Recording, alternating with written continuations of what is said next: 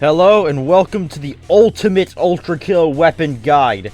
Here we cover how to obtain every weapon, how each weapon works, and several tricks you can use to master them. First, we'll go over the arms. Not arms like firearms, we'll get to those later, but actual robot arms. Starting with the default arm, the feedbacker. You receive the feedbacker right as you first spawn in the tutorial. You can use it to punch enemies, but that doesn't prove too effective. Its main strength is its ability to parry enemy attacks. With a perfectly timed punch, you can send enemy projectiles right back to them, often exploding on contact whether the projectile was explosive in the first place or not. And you're also rewarded with some health, but even then, you must be careful on where you send the deflected projectile so it doesn't explode in your face. But the parry system isn't just limited to enemy projectiles like fireballs. Almost everything in the game can be parried. Swords, enemy shotgun shells, your own shotgun shells, giant fists, the wrath of God, anything. Well, not everything can be parried. There are some things like Cerberus dashes, the Mind Flayer's laser beam attack, and the black hole projectiles as seen in the fight with the corpse of King Minos and the Flesh Prison fight, which the feedbacker has no effect on. One thing to look out for is yellow and blue sparks. Yellow sparks mean that a certain attack can be parried or deflected, like the Malicious Face's charge attack or Swords Machine's sword, while blue sparks mean that an unparryable attack is coming up, most notably the Street Cleaner's flamethrower, the aforementioned Mind Flayer's laser beam, and V2's nailgun barrage in the second encounter. With good enough timing, you can beat almost any enemy very easily with nothing but the feedbacker arm. And for the boss fights, it's recommended that you switch to it, as most bosses have some sort of parryable attack. The mannequin enemies encountered in 7-1 are parryable when they're descending in the air, so you can shoot them off of the walls and then punch them so hard they explode! Don't let anything in this game give you shit without giving it back. As Cave Johnson once said, "When life gives you lemons, don't make lemonade. Make life take the lemons back." I don't want your damn lemons. Up next is the Knuckleblaster, which you earn by beating V2 for the first time. The Knuckleblaster isn't as versatile as the feedbacker, but it's much better as a straightforward melee weapon. The attack consists of a slow punch, slower than the feedbacker, and an explosion when you hold down the punch button for long enough. The punch itself is much more powerful than the feedbacker, killing most low-level enemies in a single hit, and if it doesn't kill them, and if they're a light enemy like the Schism enemies, you'll launch them away at light speed. The following explosion is pretty weak.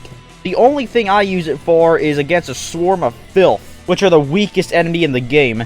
What I like to do is to jump up in the air, ground pound to bounce everyone off the ground, jump up with them, and then kaboom their ass to high heaven. I mean hell. This should easily get you a good score and bring your style meter up really well. If you see a sentry rooted into the ground, you can root them, de-root them? God, English is such a stupid language.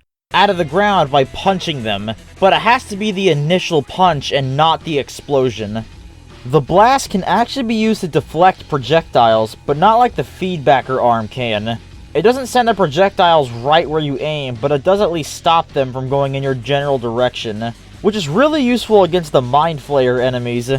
By itself, the Knuckleblaster is alright, but combined with the next weapon, it is a match made in heaven. I mean hell. The Whiplash arm is obtained after winning the second encounter with V2, and it's unlike the other two arms. It doesn't have a real melee attack, and you can't switch to it with the Switch Arms button. Instead, it has a dedicated button that works no matter what arm or weapon you have equipped. The Whiplash is a grappling hook that can snag onto these green grappling targets and onto enemies. Hooking light enemies will bring them to you, but hooking big enemies will bring you to them. It can be great for closing the distance between you and your opponent, but you must use it in moderation and try not to get too overzealous with it, as it deals hard damage to you, What hard damage does is it lowers your maximum health temporarily. So if you start going crazy with it, you can be stuck with a max of 50 health. But hard damage is mitigated at higher style rankings, and at ULTRAKILL rank, you're completely immune to the hard damage dealt by using it. Because it technically isn't a real weapon, it isn't much on its own, but combined with other arms and weapons, oh shit! Remember in the Knuckleblaster segment where light enemies that don't die in one hit get launched at 500 miles an hour? With the Whiplash arm, what you can do is bring them up in the air, aim towards the ground, and send them back down at incredible speed, which greatly increases the fall damage they take and turns them into a thin red paste. That way you don't have to go through all the trouble of hitting them twice, and it gives you a good amount of style points. On the first level of the Limbo layer, you meet these drone enemies that die in one punch from the Knuckleblaster. What's interesting is that after death, they fly towards wherever you punch them and explode on contact. So the obvious thing to do is to send it towards enemies.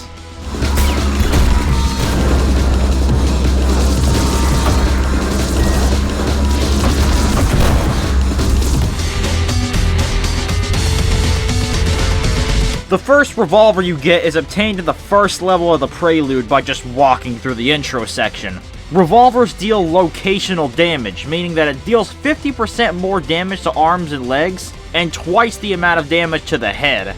Revolvers have perfect accuracy and always hits where you point them. Damage is also hit scan, meaning that it hits your target instantly and has no travel time. And it also means that it can be bounced off of a coin. To get the alternate pistols, you have to find 4 stone panels in each of the 4 levels on the Limbo layer. At the very end of level 1, before heading into the exit door, you break the top windows and jump through. At the end of level 2, when you reach this room, go here and destroy this wall. And then this wall. Defeat the hardest boss in the game. Then the hardest boss in the game, but bigger. And then the second slab is in here. For the third level, you must get both of the skulls for this door, and this window will open. Now you must defeat both of these swords machines and get the third slab. And on level 4, the fourth slab is right at the beginning of the level, and in the door lies the alternate pistol, also known as the slab revolver. The difference between the slab revolver and the regular pistol is that the slab is double everything. Double the damage, double the length between firing. Unlike the standard revolver, the slab revolvers actually don't deal locational damage, dealing the same damage wherever you hit the enemy. However, headshots still give extra style points and heal much more, so precision still pays off. The Piercer is your first revolver, and as the name suggests, the alt-fire pierces up to 3 enemies and overall does more damage, but comes with a cooldown. The alternate Piercer does far more damage. The alt-fire even does an insane amount of damage. However, it has a much slower cooldown, so it's recommended to switch off of it after use. Overall, the Piercer is a pretty basic weapon, nothing special. Now, things get real interesting with the Marksman revolver. The primary fire is the exact same as the Piercer pistol, but the secondary fire tosses a coin up in the air. You can shoot the coin with any hit-scan weapon, and it homes in on an enemy's weak point, usually the head, if it is in range of the coin. You can toss up to 4 coins, which will slightly increase the damage of the reflected shot as it bounces between all of the coins and then into someone's skull. The coin's trajectory is based on your movement when you tossed it, so if you run forward and toss it, it goes further. If you toss it while backpedaling, it stays closer to your face. If you jump and toss, it goes higher, and so on, so on. If you shoot the coin with any pistol while it sparks, like this, or starts to sing as it falls, like this, your shot will split in 2 and possibly kill 2 enemies at once. The Slab Marksman, instead of dealing split shots, it hits enemies multiple times depending on their health and can even pierce them. It also resets the animation for the gun and makes it available to shoot faster. And with good timing, you can fire 4 quick reflect shots. However, all of this doesn't just apply to the Slab Marksman, but but any slab revolver. So, for example, if you have the standard Marksman toss a coin and hit it with a slab revolver at a critical moment, it still hits enemies multiple times and resets the animation, even if you hit it with an alt fire or a deflected sharpshooter bullet. There are so many tricks you can do with the coin. One is coin punching. You step back for a second and toss it so it doesn't go too far off, and then you punch the coin towards an enemy with the feedbacker arm, which deals a lot of damage, usually killing low tier enemies in one hit, and it bounces up in the air to be hit again. The coin also works with any enemy hit scan attacks, like the Malicious Face's charge shot, the Sentry's fire, and even the Gutterman's minigun, even if that last one doesn't deal much damage. Here's a harder one. If you time it right, you can hit a big enemy with the electric railgun 3 times in one go. In just a second, you must toss a coin while walking forward for a bar toss through the enemy, walk backwards and toss a coin so it's on your side of the enemy, then quickly take out your railgun and fire straight ahead to hit the first coin. The railgun hits the enemy once, deflects off the first coin and heads back to the second one, which hits the enemy a second time. Then it deflects off the second coin and goes for the head, hitting it a third time, usually killing it. It's good to practice this in the sandbox mode with blind enemies and no cooldown, but for a live practice in level, this Cerberus in the beginning of level 4-2, God damn the sun, is pretty good.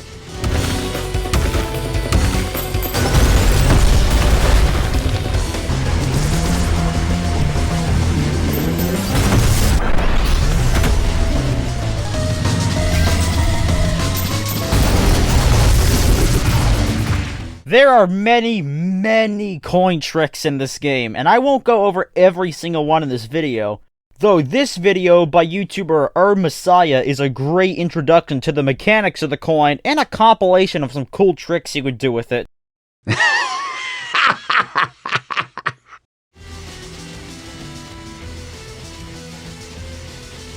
The Sharpshooter revolver is similar to the Marksman, even in name, but instead of bouncing off of coins, it bounces off of walls. The alt fire spins up the revolver, and letting go or hitting the primary fire while it's spinning will fire it and the bullet will bounce off of the surface you aim at, but spends 1 out of 3 charges.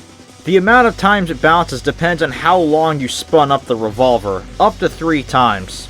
The initial shot is meh, but the deflected shot deals a lot of damage, and you don't even have to be super precise with it, because it slightly homes in on the enemy's weak points if the projected shot is anywhere near them.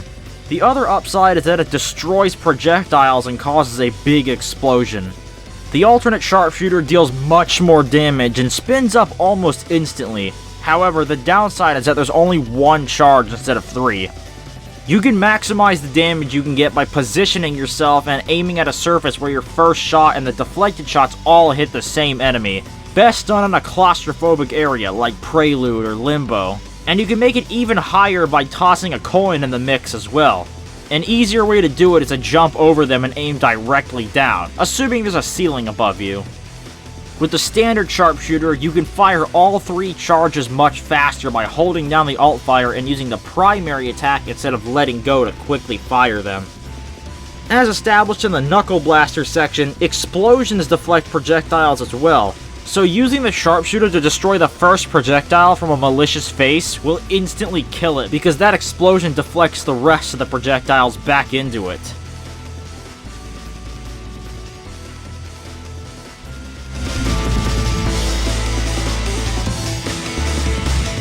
The first shotgun you get is obtained in 0-3 when defeating the Swords Machine for the first time, or in a secret encounter with the Swords Machine in 0-2.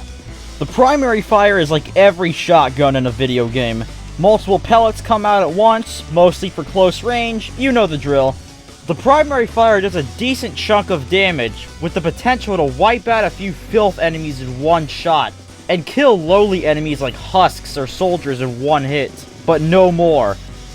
Also, a good thing to note is that the shotgun can parry, not deflect projectiles like the feedbacker arm, but if you're close enough to an enemy while they're doing a parryable attack that isn't a projectile, you can parry it using a shotgun blast. Very useful for the Malicious Face's charge shot. The alternate shotgun is obtained in 7-2. You must traverse these Whiplash sections quickly and make it through these doors that are triggered by the first yellow grapple point in each course. Then hit all 3 of these stone tablets, and an alcove in this church is unlocked, giving you the alternate shotgun, also known as the Thumper or the Jackhammer. The Jackhammer is less of a gun and more of a glorified melee attack. It's almost like the Knuckleblaster's explosion on crack, and it can break Gutterman's shields and even destroy idols, but it's also like the feedbacker in the fact that it can parry attacks. Again, not projectiles. It has a bit of a wind-up time, so you should hold it in preparation for attack rather than tap firing. The big gimmick is that it deals more damage the faster you go. At top speeds, it hits the enemy so hard that it goes through a cooldown. However, do note that it's independent of variation, meaning that if you have more than one jackhammer in your loadout and one overheats, the other is still free to shoot. The alt shotgun also has a mobility purpose. Besides the fact that you go on a vacation far, far away every time you hit an enemy, you can bounce off of close surfaces with the blast, but do note that it does cancel your previous momentum. One of the most iconic features of this game is projectile boosting. Originally a bug before being added as a feature to the game, if you time it right, you can punch your own shotgun pellets as it comes out of the barrel, dealing explosive damage as it makes any surface contact. First, you must have the feedbacker arm equipped. Then fire the shotgun, and the millisecond afterwards, use your melee attack to parry your shotgun pellet. The timing on this is very tight. Another cool trick with the shotgun is shotgun switching, where instead of waiting on this long-ass reload animation, you could switch to another shotgun variation to cancel the reload animation, making it quickly available to fire again. So shoot, switch, repeat. If you get a good rhythm, you can be a fast-firing machine, literally. And if you're really good, you can shotgun switch and do a projectile boost for each shot. Your speed while using the Whiplash is not high enough to fully charge the jackhammer, but you can get to full speed by letting go of the Whiplash right before arriving at the enemy, giving you maximum damage. The core eject shotgun is pretty basic, but it means business. It fires a grenade that travels further the longer you charge up the shot, and does some pretty decent damage, one-shotting the filth enemies and dealing some nice damage to other lowly enemies. The alternate core eject doesn't have a charge-up time for launching the grenade, but instead launches based on your momentum, similar to the coin toss. But if you hit the grenade with the blast, it essentially turns into a budget Malicious railcannon shot. And it doesn't even have to be the grenade, but rockets can too. And because it turns from projectile to hit scan, you can ricochet the launched grenade or rocket off of a coin. With the grenade, you can perform a grenade launch jump by simply shooting at your feet, which launches you much higher than regularly jumping, similar to rocket jumping in other games. This takes some really good aim to pull off, but if you shoot a grenade in the air and then hit the grenade with a malicious railgun shot, you'll effectively nuke the entire arena, and this huge explosion goes off and deals plenty of damage. And while on the topic of explosive jumping, you can also use the giant explosion to do this great jump across the stage. The pump charge has the same explosive business as the core eject, but it does so in a different fashion. At first, it fires less pellets and deals less damage than the core eject shotgun, although fires at a faster rate, but its real power comes from the alt fire. Instead of firing a grenade, you pump the shotgun, which charges another shot ready to fire. Each shot pumped will make you fire a higher volume of pellets, but at a wider spread, limiting it to only practically melee range use.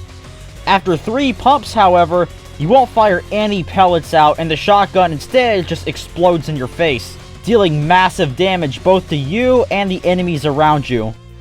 The alternate pump charge increases in damage and area of effect the more you pump it, and at full pump it explodes alongside its primary attack, so you can hit them with the punt and the explosion at the same time if done right. Made even better by the fact that it deals less self-damage than the standard pump charge, and the explosion also destroys idols unlike the standard pump charge's explosion. Now, the first thing to note is that you can avoid the self-damage from the chargeback shot entirely.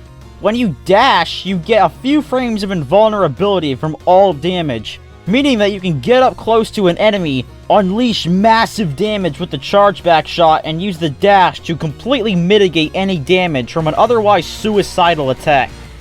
You can also perform an explosive jump, just like the core eject shotgun, and it is more reliable as you don't need a nearby surface for it to work and you can just do it out of thin air. But it deals much more self-damage, taking away half your health away instantly. So say you're on the cyber grind game mode, maybe you got pushed off the arena, you backpedaled off on accident, or some jackass just led you off and thought it would be funny to record the whole thing. It's too late to wall jump back up, but if you react fast enough, you can overcharge the shotgun, aim down, and launch yourself back on stage, just as long as you have over 50 HP. Time to get groovy with the sawed on. The alt-fire charges up a chainsaw that itself can be used as a melee and can get you some good health. Fire up the chainsaw! But letting go launches the chainsaw attached to a tether that stays active even when you switch off of the gun, so it comes right back at you. Pairing it with a feedbacker or hitting it with a jackhammer's blast will send it back out. Hitting it with a Knuckleblaster, however, detaches it and sends it out on its own to kill, and essentially acts more like a more powerful buzzsaw. Keep in mind that it does bounce off of surfaces, meaning that if it hits a perpendicular wall, it bounces right back to you early, which can throw off your timing. Also note that you don't have to charge it up all the way to launch it, and a shorter charge time means it doesn't launch as far. When the chainsaw is on the tether and it returns to you, and it stays active for a split second, indicated by this red spark, and you can parry it even when you are not looking at it.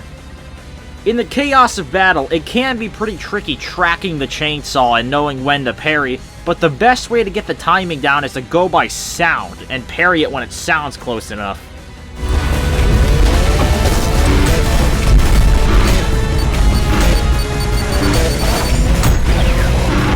Like I said, the detached chainsaw acts like a buzzsaw, so that does mean that it's attracted to magnets, and it can be used to further beef up your buzzsaw traps.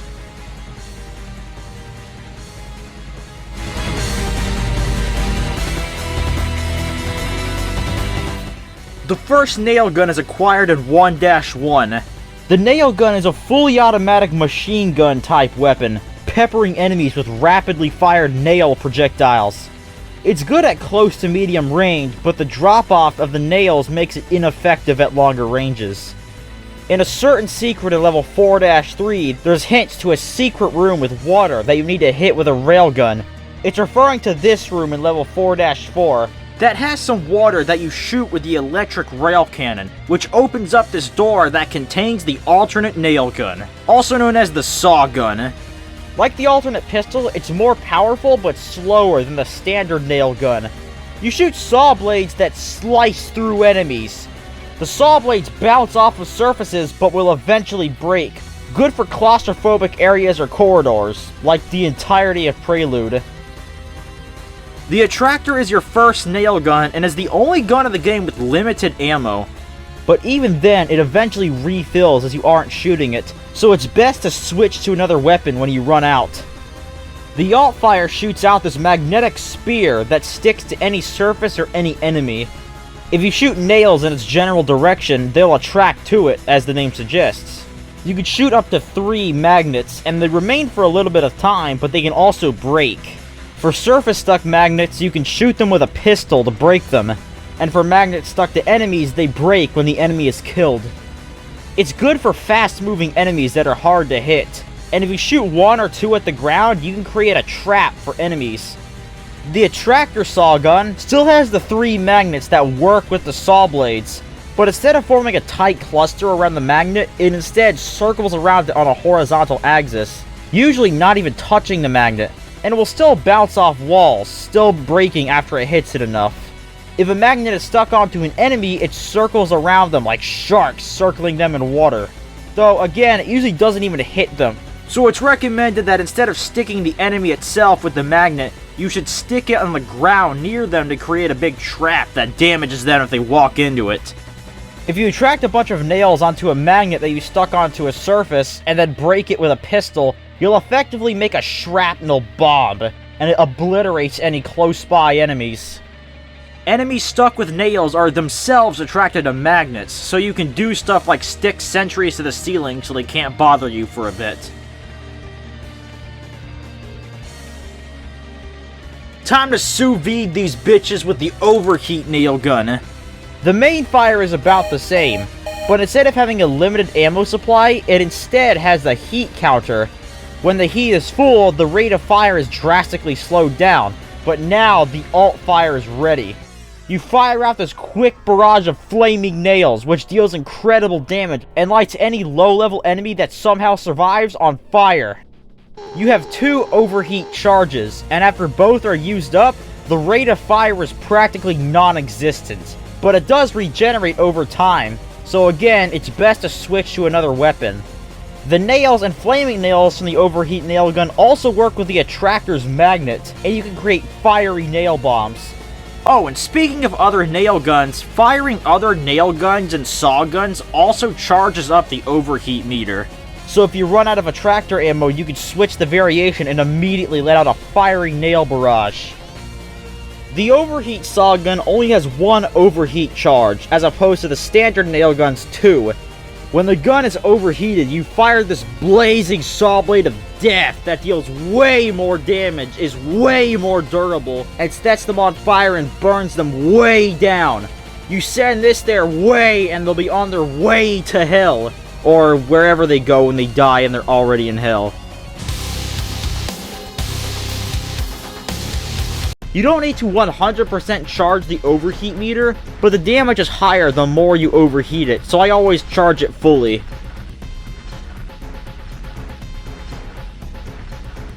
The Jumpstart nailgun is the first gun we'll talk about that uses the element of electricity.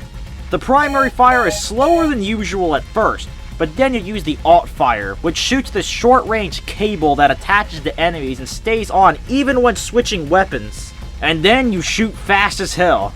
However, the cable detaches from the enemy if you go too far or an object like a wall obstructs the cable. But at least it doesn't start a cooldown. While the cable is attached, it charges up this shock that is sped up when the enemy is hit with a saw blade. However, be careful with magnets, as if there's a magnet on an enemy, the saw blades you would want to shoot at it to speed it up might not even hit it. When the charge is complete, it delivers an electrical shock to the enemy, actually starts the cooldown time, and deals conduction damage. Conduction damage is increased by the amount of nails in the enemy, so think of it as nails for a more powerful charge and saws for a faster charge. Conduction also spreads to other enemies, which spreads more electric damage if they also had nails in them. Magnets also act like nodes for electricity to spread further, and so does water. Killing the attached enemy will instantly complete the charge, which won't count for that specific enemy, you know, cause it's dead, but can accelerate the conduction effect to spread to other enemies even faster. Saw traps on boss arenas also accelerate the charge time, so you can attach to a boss, load them up with nails, and then lure them into a saw trap you set up earlier to shock them quickly.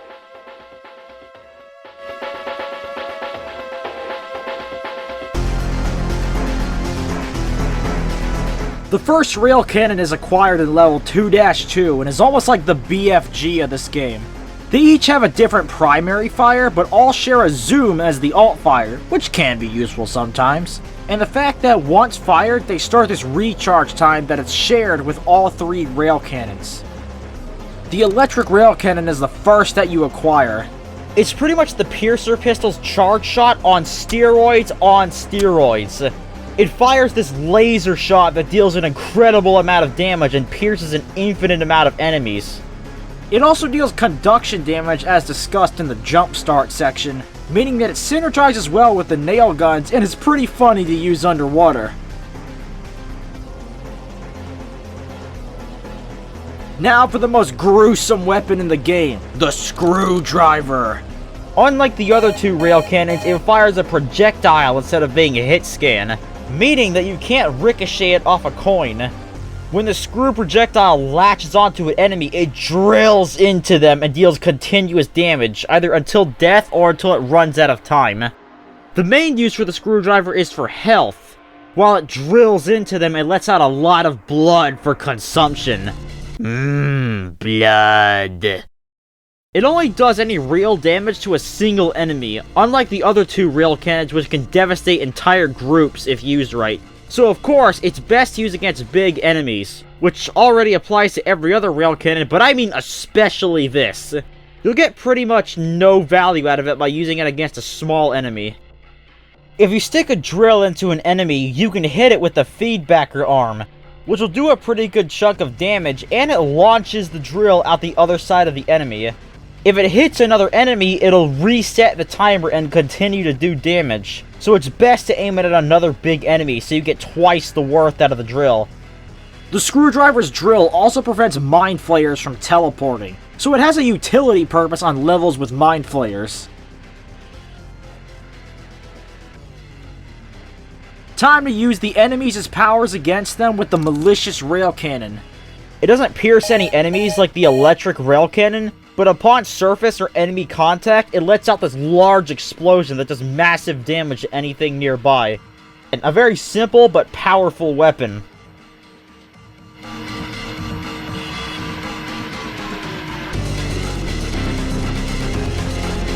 The first rocket launcher is acquired in level 5-3. Rocket launchers in general in this game fire out rockets. Yeah, pretty unbelievable, but hear me out. And the rockets explode into a harmless shockwave that knocks enemies into the air.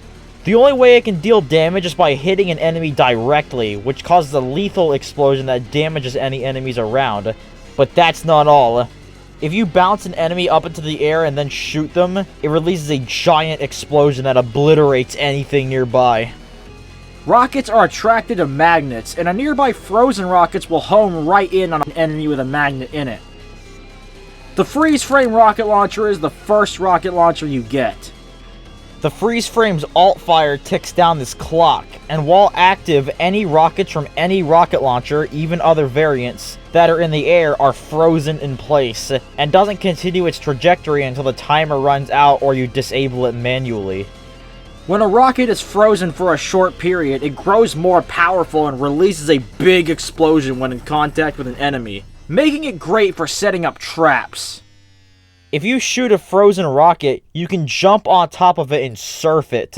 You'll hear a special latching sound effect indicating that when you're ready for liftoff. Then you turn off the clock and you're off.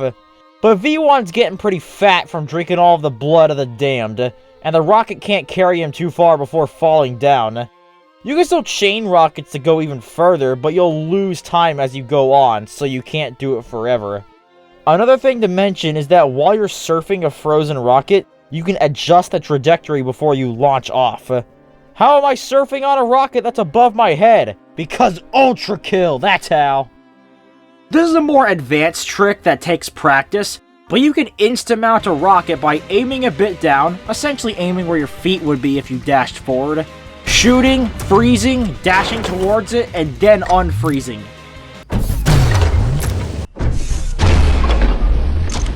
If you get good at it, you essentially have a get-out-of-hell free card for tough situations.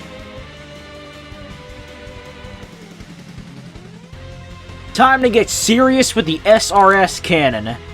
Which no one knows what S.R.S. stands for, but I like to imagine it stands for Sheesh, that wrecked they shit up!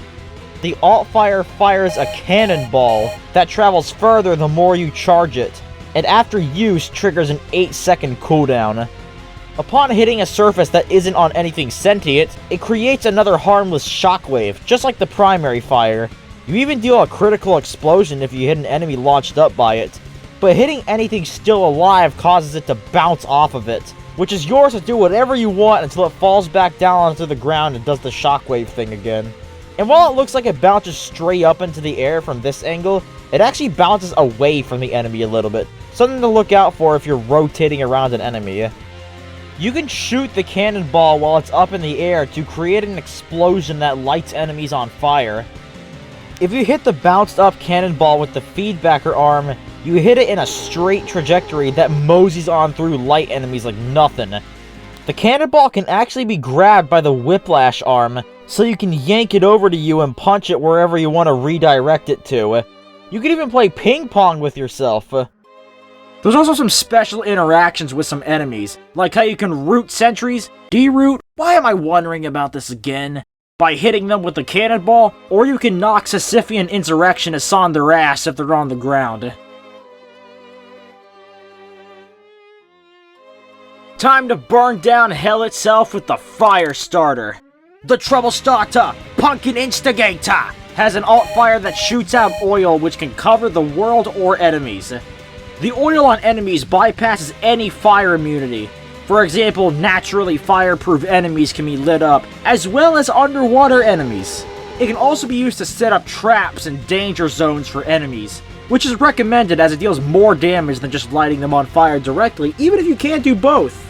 However, you must be careful as the surface fire also hurts you as well. The oil you shoot on the ground is slick and also affects your movement. If you dash into it, for example, you go super duper fast. So it also becomes a mobility tool.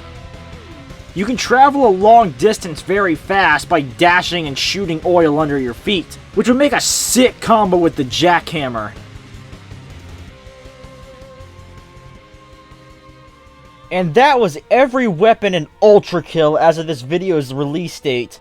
There is more to come, so for people following the channel, expect this video to be remade and re-uploaded a lot.